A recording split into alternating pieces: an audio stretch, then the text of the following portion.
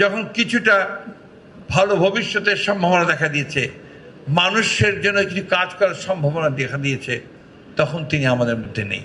Barrister Rafiqul Islam Mia সাহেব আমাদের senior colleague, standing কমিটির মেম্বার ছিলেন, দীর্ঘকাল মন্ত্রী ছিলেন, বিএনপির একজন অত্যন্ত শক্তিশালী নেতা। তিনি অসুস্থ হওয়ার পরে তিনি তার স্বামীকে নিয়ে প্রায় স্ট্যান্ডিং কমিটির মিটিংয়ে আসতেন, নিজে হাতে ধরে বসিয়ে দিতেন চেয়ারে,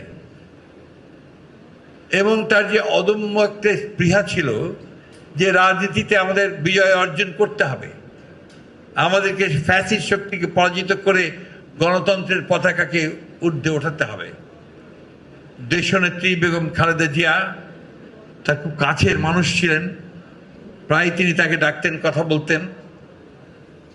আমি সেই দিনগুলোর কথা প্রায় মনে করি, এখন আর সেখানে এসে আরো বেশি করে মনে হচ্ছে। Lily ultra soft serum gel, যা গভীর থেকে স্কিনে দেয় 3 গুণ সিরাম হাইড্রেশন। সিরাম জেল হাইড্রেশনে ব্রাইট থাকো সব সিজনে। আমাদের অনেক পথ পাড়ি দিতে হবে। আমরা বিগত 17-18 বছরে আমাদের সমস্ত প্রতিষ্ঠানগুলোকে ফ্যাসিস্ট শক্তি ধ্বংস করে দিয়ে গেছে। সবচেয়ে বেশি ধ্বংস করেছে শিক্ষা ব্যবস্থাকে। আমার পাশে দুজন ভাইস চ্যান্সেলর আছেন, তারা একমত হবেন যে শিক্ষা ব্যবস্থা সত্যি অর্থেই ভেঙে পড়েছে। এ থেকে আবার টেনে উপরে তোলা, প্রতিষ্ঠানগুলোকে গড়ে তোলা, রাষ্ট্রকে সত্যিকার অর্থে একটি জনকল্যাণমূলক রাষ্ট্র গড়ে তোলা,